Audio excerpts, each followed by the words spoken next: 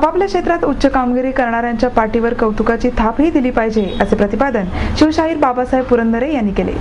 महाराष्ट्र नवनिर्माण विद्यार्थी सेनेच्या वतीने विविध क्षेत्रात उल्लेखनीय कामगिरी करणाऱ्या व्यक्तींना पुरंदरे यांच्या हस्ते राज सन्मान पुरस्कार देऊन गौरवण्यात आले.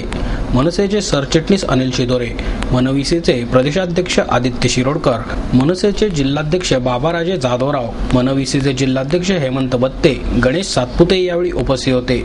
ज्येष्ठ साहित्यिक आनंद यादव, प्रसिद्ध अभिनेत्री रीमा लागू, अभिनेता स्वप्नील जोशी, नेमबाज तेजस्विनी सावंत, नादब्रह्म ढोल पथकाचे अतुल बेहेरे, पत्रकार सागर अफवाड, 10 वर्षांचा जलतरणपटू साहिल गणगोटे, बांधकाम व्यावसायिक संदीप सातव, प्रल्हाद काठोळे, शशिकला अभ्यंकर, मेळघाट मोहीम संस्था आणि स्वामी विवेकानंद शाळेस राज सन्मान पुरस्काराने गौरवण्यात आले.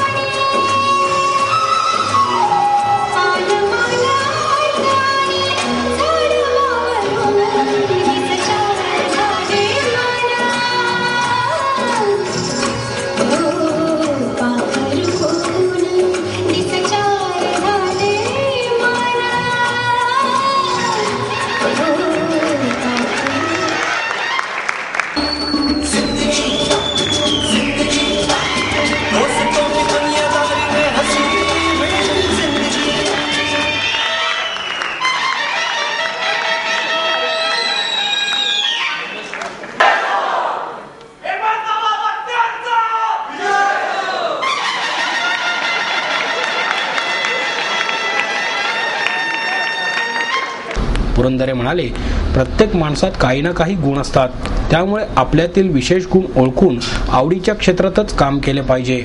असे केल्यास देश उन्नत होण्यास नक्कीच मदत होईल. आपापल्या क्षेत्रात उच्च कामगिरी करणाऱ्यांच्या पाठीवर कौतुकाची थापही दिली पाहिजे, असे प्रतिपादन करून पुरंदरे पुढे म्हणाले, कोणाच्या अंगी सरस्वती तर कोणाच्या अंगी भवानी वास करत असते. आपले क्षेत्र ओळखून काम केले पाहिजे. अशा विविध क्षेत्रात काम करणाऱ्यांचे कौतुकही केले पाहिजे. मी लहान असताना माझेही अनेकांनी कौतुक केले होते. मराठी माणूस काहीही करू शकतो, फक्त त्याच्या समोरील अडथळे दूर केले पाहिजेत. हिंद केसरी किताब पटकावणाऱ्या अमोल बराटेची कामगिरी म्हणूनच कौतुकास पात्र आहे, असेही त्यांनी नमूद केले. खरोखर इतका छान कार्यक्रम ऐन दिवाळीच्या तोंडावरती आपल्याला सगळ्यांना, मलाही पण उपभोगायला मिळाला, याचा मनापासून आनंद होतो. आणि आपण ज्या कर्तृत्वान मुलांचं, तरुणांचं आणि आदरणीय आनंदरावजी यादवांच्यासारख्या लहान मुलाचंही पण जे आपण कौतुक केलं,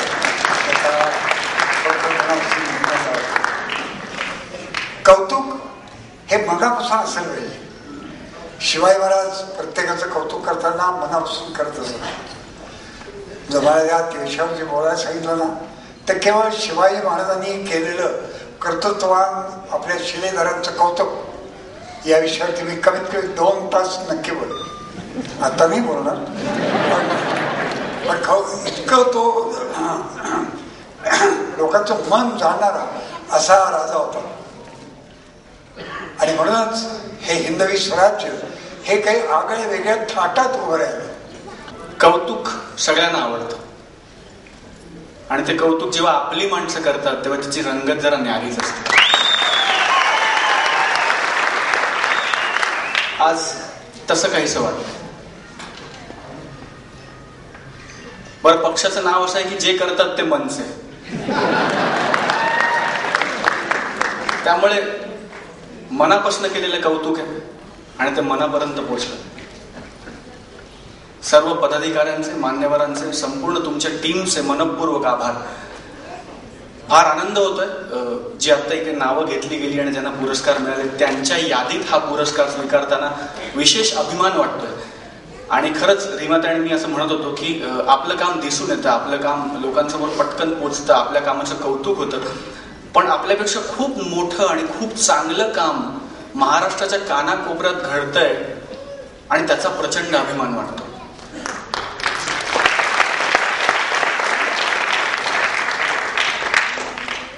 हा पुरस्कार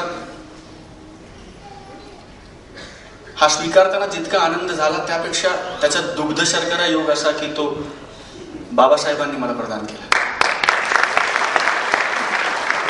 माझं भाग्य आहे की या वर्षातला दुसरा पुरस्कार आहे जो त्यांनी मला प्रदान केला.